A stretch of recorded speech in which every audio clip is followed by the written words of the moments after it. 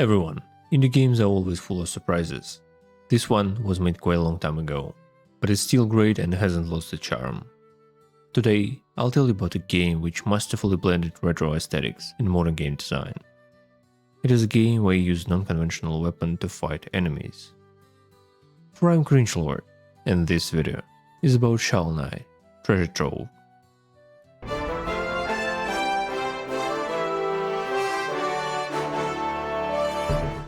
The game itself is a side-scrolling platformer, but even such genre can provide you with great gaming experience. The core mechanics are simple. Various attacks and skills which you use to fight enemies and get through obstacles. With that glorious adventure you armed with the shovel, as your main tool for combat, exploration and puzzle solving. Each level is packed with secrets, enemies and puzzles.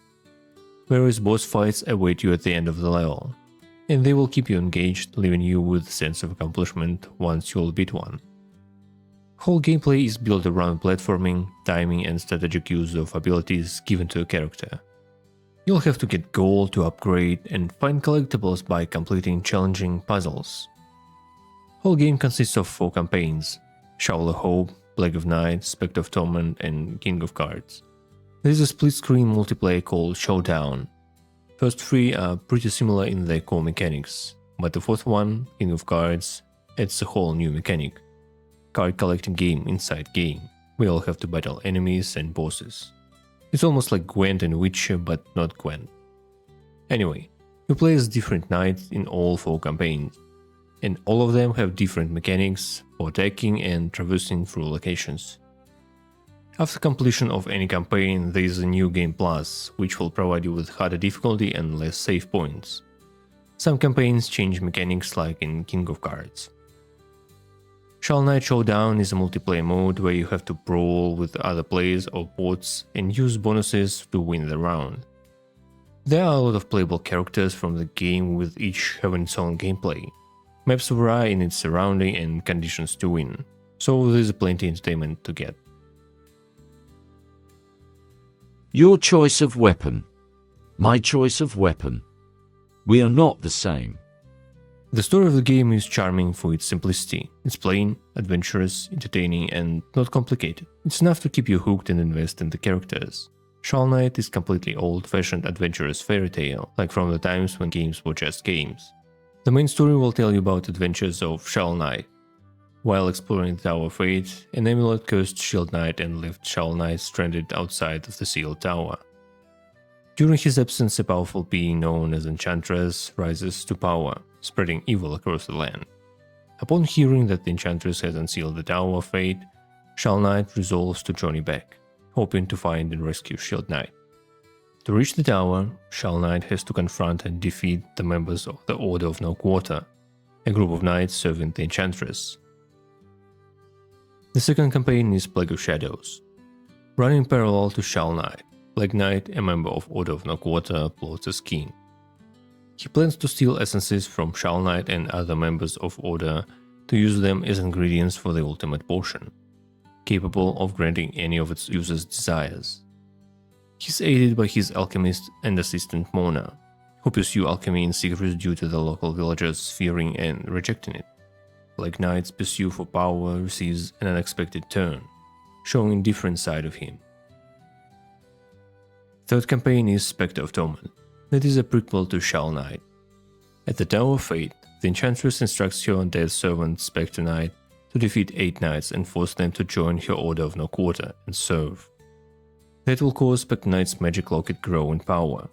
Once all the knights are defeated and recruited, its magic is supposed to resurrect him as a living creature.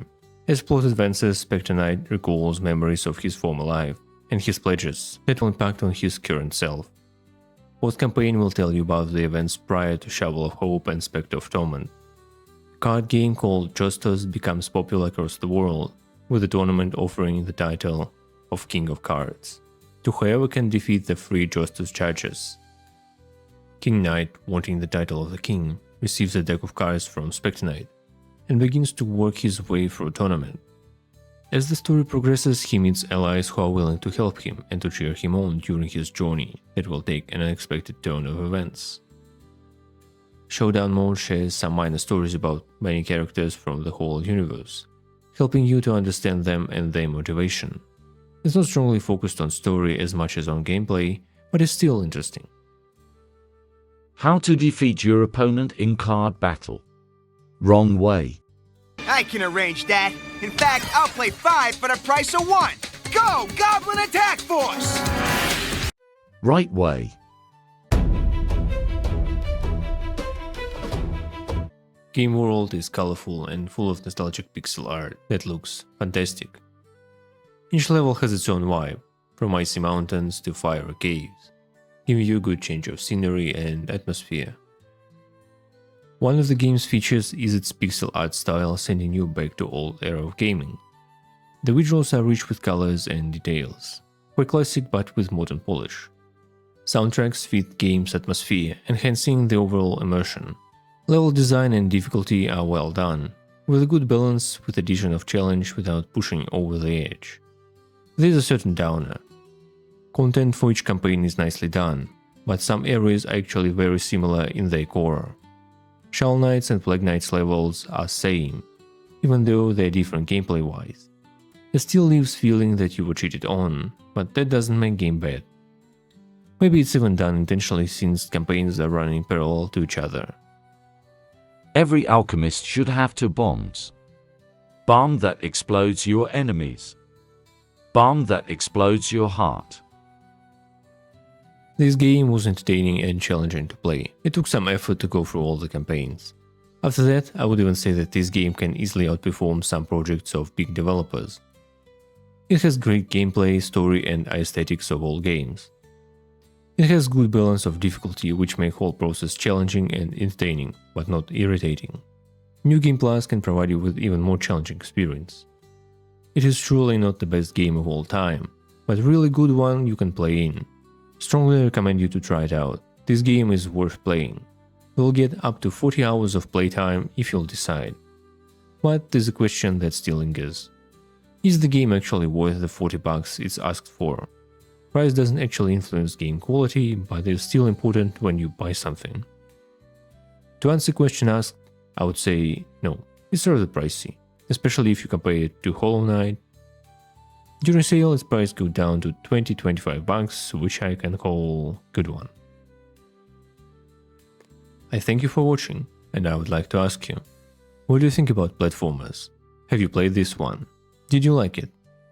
Let me know in the comment section below. I fare you well, and I'll see you in the next video.